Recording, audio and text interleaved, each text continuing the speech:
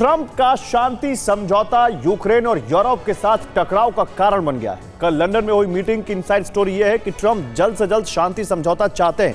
Ukraine पर Donbas का पूरा इलाका पुतिन को सौंपने का दबाव बनाया जा रहा है, लेकिन यूरोप के नेताओं और ज़ेलेंस्की को यह मंजूर नहीं है। लंदन की बैठक में सभी नेताओं ने कहा है कि यूक्रेन को सपोर्ट जारी रहेगा, लेकिन ट्रंप ने संकेत दिए हैं कि अगर यूक्रेन प्रस्ताव पर सहमत नहीं हुआ तो अमेरिका इस मामले से किनारा कर लेगा। इस मुद्दे पर अमेरिका और यूरोप की तकरार शुरू हो गई है। यूनाइटेड किंगडम के प्रधानमंत्री कीर स्टारमर ने अपने आवास पर यूरोपीय नेताओं की बैठक बुलाई। इस बैठक में फ्रांस के राष्ट्रपति, जर्मनी के चांसलर और यूक्रेन के राष्ट्रपति शामिल हैं।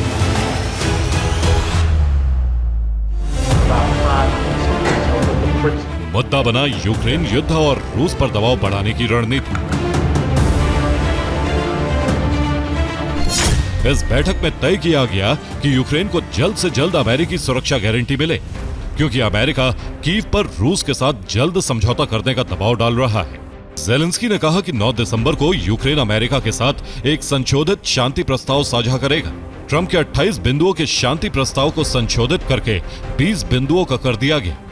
यूरोप ने कहा कि यूक्रेन के लिए समर्थन बढ़ाने और युद्ध खत्म करने के लिए रूस पर दबाव डालने का अब सबसे सही समय है।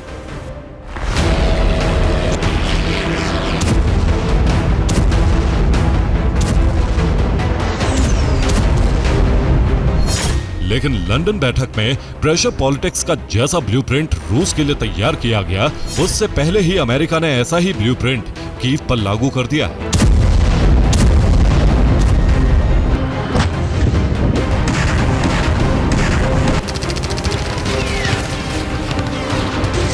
अमेरिकी समाचार पोर्टल पॉलिटिको की रिपोर्ट है कि कीव इस वक्त भारी दबाव झेल रहा है।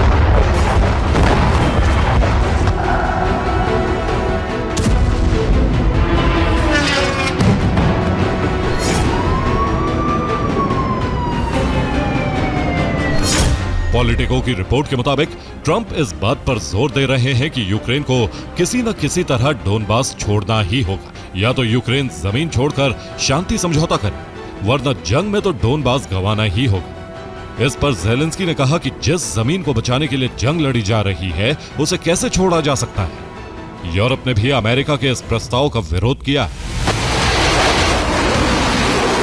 ट्रंप और जूनियर ट्रंप इसे कीव का अड़ियल रवैया मान रहे हैं।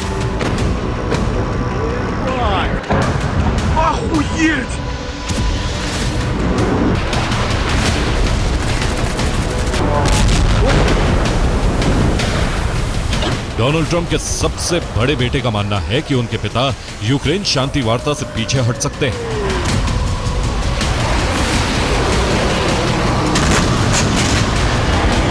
अगर ट्रंप ने यूक्रेन को मदद बंद की, तब यूक्रेन को और ज्यादा जमीन गंवानी होगी। जबकि यूक्रेन का दावा है कि फिलहाल डोनबास का लगभग 30% हिस्सा अभी भी उसके कब्जे में। इस वक्त यूक्रेन के 4 प्रांतों में जंग हो रही और ट्रंप 2 प्रांत रूस को देने पर अड़े। और यूक्रेन में फिलहाल लुहांस्क, डोनेस्क, ज़पोरिजिया और खरसोन की जमीन पर जंग चल रही है।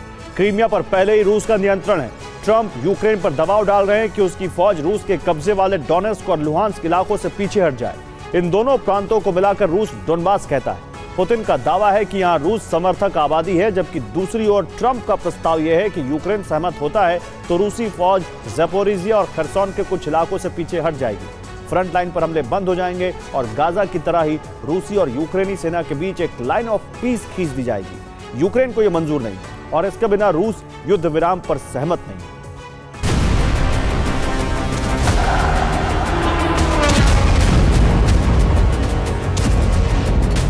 यूरोप के देश भी ट्रंप के इस प्रस्ताव के खिलाफ हैं।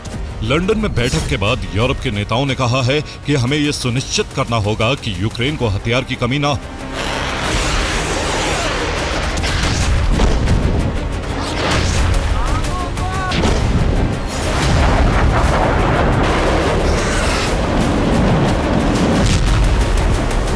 यूरोपीय नेताओं ने कहा है कि यूक्रेन और यूरोप का भविष्य एक दूसरे से जुड़ा है। अगर यूक्रेन खंडित होता है तो यूरोप के लिए अशुभ होगा।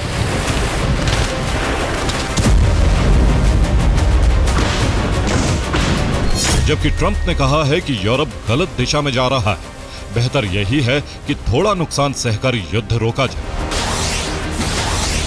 क्योंकि अगर युद्ध जारी रहता है तो यूक्रेन को बड़ा नुकसान उठाना होगा और इसके फैलाव का भी डर है। इसीलिए अमेरिका ने ज़ेलेंस्की पर दबाव बढ़ाया है।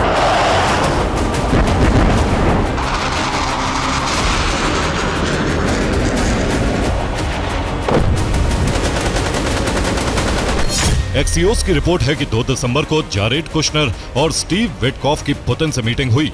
5 घंटे की मीटिंग में ट्रंप के प्लान में कई मुद्दे जोड़ेगा। इसके मुताबिक यूक्रेन को ज़ैपोरिज़िया प्लांट रूस को सौंपना होगा। सिक्योरिटी गारंटी पर कोई गारंटी नहीं दी गई। डोनबास छोड़ने की शर्त रखी गई। यूक्रेन को कोई हर्जाना भी नहीं दिया जाएगा। फोन पर बात करके ज़ेलेंस्की को इस प्रस्ताव पर सहमत होने के लिए दबाव बनाया गया, लेकिन ज़ेलेंस्की डोनबास छोड़ने पर सहमत नहीं है। उसके पीछे एक कारण यूक्रेन का संविधान भी हो सकता है।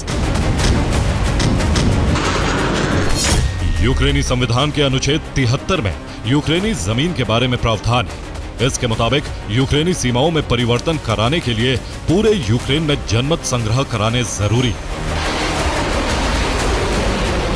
हालांकि ज़ेलेंस्की खुद भी ये नहीं चाहते हैं कि उन्हें यूक्रेन के इतिहास में विभाजन के लिए याद रखा जाए। इसीलिए वो यूरोपीय नेताओं के साथ मिलकर समर्थन जुटाने में लगे।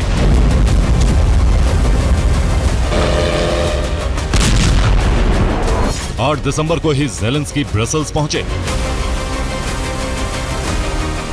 यहां ज़ेलेंस्की ने नाटो प्रमुख मार्क रूटे और यूरोपियन कमीशन के प्रमुख एंटोनियो कोस्टा से मुलाकात की। इस मुलाकात में दोनों नेताओं ने यूक्रेन को समर्थन जारी रखने का आश्वासन दिया। इसके बाद ज़ेलेंस्की का विमान रोम के लिए रवाना हो गया। और यूक्रेन के राष्ट्रपति पत्नी के साथ रोम पहुंच चुके हैं। यहां वो वेटिकन में सिटी पोप लियो से मुलाकात कर चुके हैं और अब उनकी मुलाकात इटली की पीएम से भी होगी। वेटिकन सिटी में मुलाकात कर चुके हैं और इस मुलाकात में मेलिनो डिफेंस पैकेज का ऐलान कर सकती हैं।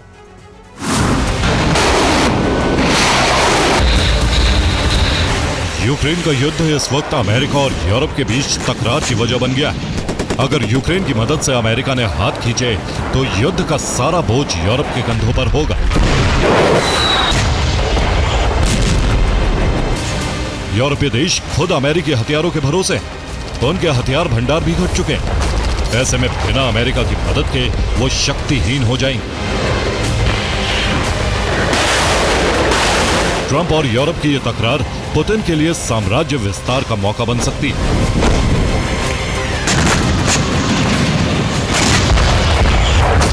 Bureau report, TV9 Bharat.